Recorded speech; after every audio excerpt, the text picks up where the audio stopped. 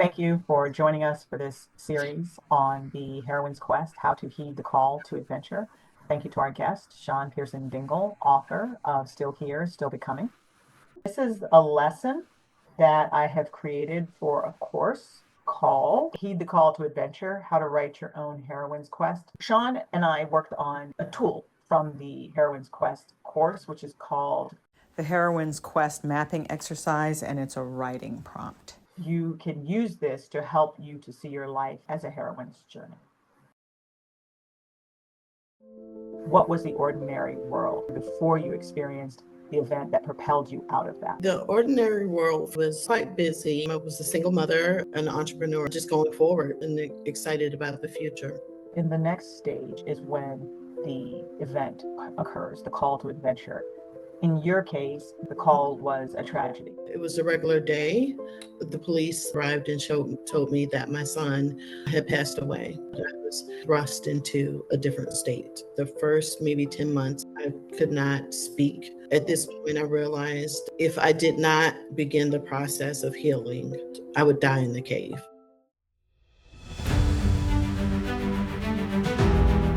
I'm going to bring up the exercise, the writing prompt, so that we are putting this in this context. We talked about what shook you up, what brought you out of your ordinary world, but then thrust you into this cave, right? What you had said here is ultimately my call to adventure became the decision to stop surviving and begin truly living, healing, and becoming my real self.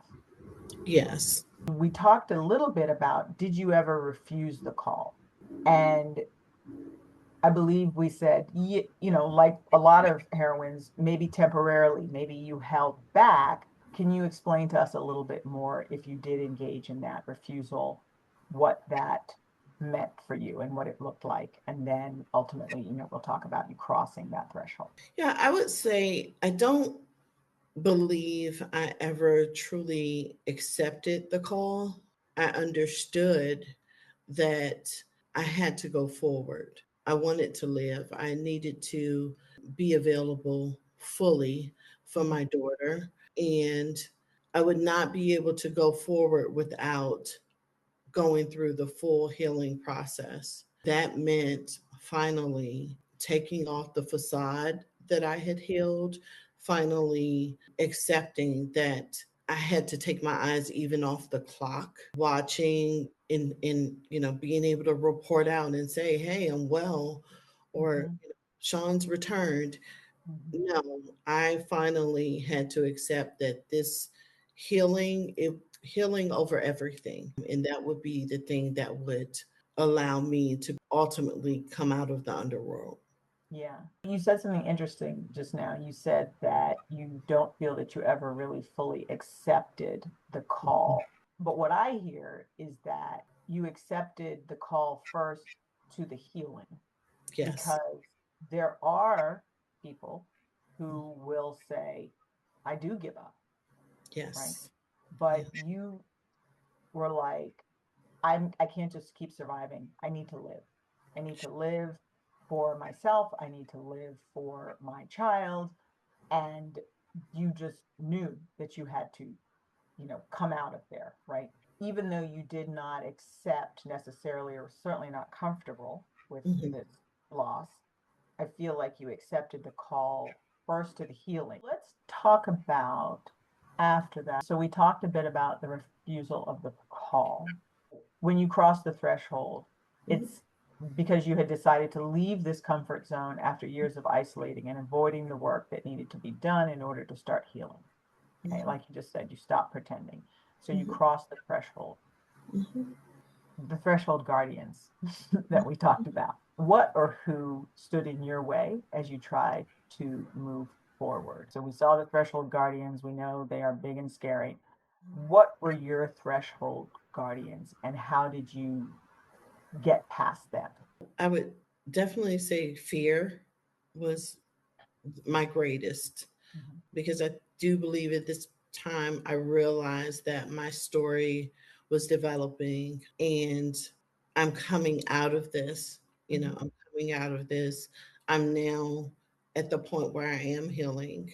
I lost my son in 2016. This is 2026. For quite some time, I knew that I needed to write, to tell the story, and to share. Going back to what we discussed before, I knew that I would write a book. Never thought that this would be my first book and that I would be sharing in this capacity. So I sat with that for a long time because it was the fear of judgment, the fear of, being so open and sharing my story. And, I come from a very, private background, and that's just not something you do. And oftentimes we don't talk about pain. And I knew that my story is just wrapped in just a lot of pain initially, the Mhm. initial onset of that. Fearing that is not me ordinarily. Like I don't walk in that. I don't walk in Right. But this fear. is bigger though. I mean, Yeah, yeah, not normally, sure. but this is a bigger, you know. And I think sometimes once you accept the call and you're on the quest, you will encounter those things, right? Yes. Like, wait, Yes. I've never had this problem before. I've never been afraid of this before. Yeah, but you've also have not been living in this new place. Thank you for joining us for this series on the Heroine's Quest, How to Heed the Call to Adventure. Thank you to our guest, Sean Pearson Dingle, author of Still Here, Still Becoming. And if you want to learn more about Vision Quest Retreats, you can follow on my website, which is visionquestretreats.com. I have a blog there where I post a lot of tips and tools. I'm here on YouTube, so please subscribe and follow for more content.